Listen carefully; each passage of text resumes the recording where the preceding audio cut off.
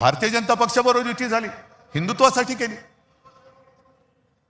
आणि याच व्यासपीठावरती तोही काळ आठवते, तीही मीटिंग मला आठवते, ज्या मीटिंगमध्ये शिवसेना प्रमुख जॉर्ज फर्नांडिस आणि पवार साहेब होते. युत्या होतात, आघाड्या होतात, मतभेद होतात, लोक दूर जातात.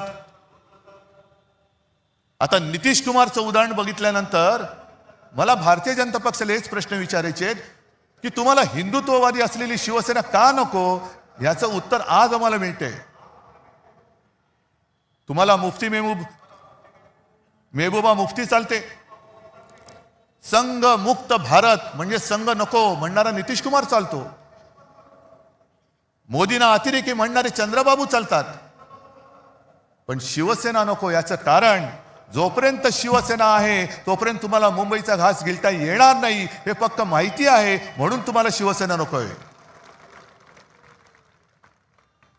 कारण आघाड्या तुटतात मी म्हटलं ना, पण पक्ष संपवण्याचा हा विकृतपणा हा शिवसेनेबरोबर त्यांनी पहिल्यांदा केलेला आहे. आणि महाराष्ट्राच्या ज्या दोन शक्ती, अरे तुमचा कुठला बँडवाले आहात तुम्ही, नुसता मोदींचे बँडवाले तुम्ही, आमचा ब्रँड संपवायला निघालात. आज ठाकरे तर आम्ही आहोत, एकच आहोत, पण पवार साहेब सुद्धा आमच्या सोबत आहेत. ज्या पवार साहेबांनी देशामध्ये सुद्धा एक मोठं काम केलेलं आहे, म्हणून ही दोन नावं पुसून टाकायची. हे एकदा संपले का मराठी माणूस उभाच राहू शकत नाही. पण त्यांना अजून कळलेलं नाहीये, मराठी माणूस सहनशील आहे, दयावान आहे, पण कोण जर का अंगावर आला तर शिवसेना प्रमुखांची शिकवण आम्हाला आहे, एक तर कोणावरती वार करू नका, पण जर अंगावर कोण हात उगारला तर तो हात जागेवर ठेवू नका. आम्ही कोणाला घाबरवण्यासाठी युती केलेली नाहीये,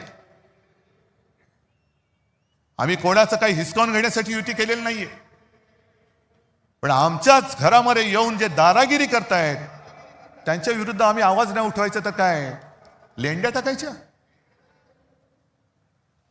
आणि मला एक मराठी माणूस असा दाखवा की जो परराज्यात जाऊन ह्यांचे जे पोपटलाल आहेत त्यांच्यासारखा दादागिरी करतोय.